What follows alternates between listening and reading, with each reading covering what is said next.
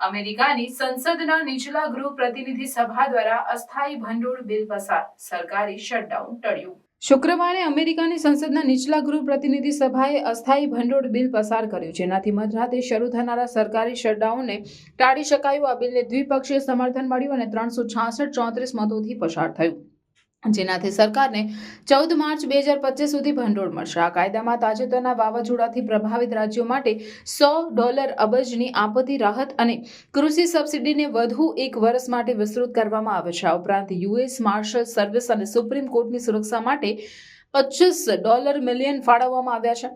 ખાસ કરીને બિલમાંથી કોંગ્રેસ માટે પ્રસ્તાવિત 4% પગાર વધારો અને રોબર્ટ એફ કેનેડી સ્ટેડિયમના સુધારણા માટેના ભંડોળ જેવા વિવાદાસ્પદ પ્રસ્તાવોને દૂર કરવામાં આવ્યા છે। આ બિલની પસાર કરી કઠિન વાટાઘાટો અને પ્રેસિડેન્ટ ઇલેક્ટ ડોનાલ્ડ ટ્રમ્પ અને Elon Musk department of government એફિશિયન્સીના આવનાર વડા, જેમણે પ્રારંભિક સંસ્કરણને વધુ ફૂલાવેલું ગણાવીને વિરોધ કર્યો, પછી થઈ હાઉસ સ્પીકર માઇક જોન્સને જાહેરાત કરી, અમે સરકારી શટડાઉન નહીં કરીએ, અમે આપણા ખેડૂતોને મદદ માટે, દેશભરના આપત્તિ પીડિતો માટે અને સૈન્ય અને આવશ્યક સેવાઓ માટે અને જે કોઈ પણ ફેડરલ સરકાર પર પગાર માટે નિર્ભર છે તેમને રજાઓ દરમિયાન ચૂકવણી કરવામાં આવશે।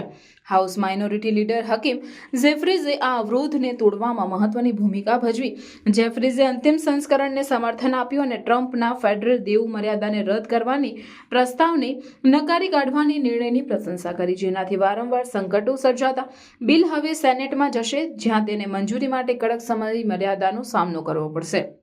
આ વિકાસથી લાખો ફેડરલ કર્મચારીઓ અને કોન્ટ્રાક્ટરોને રાહત મળી છે, જેઓ રજાઓ દરમિયાન ચૂકવણી વગરની રજા માટેના સંભાવનાનો સામનો કરી રહ્યા હતા। સરકારી શટડાઉન તમામ આવશ્યક સેવાઓને અટકાવી દીધું, જેનાથી સમગ્ર દેશમાં નોંધપાત્ર વિક્ષેપ સર્જાતો।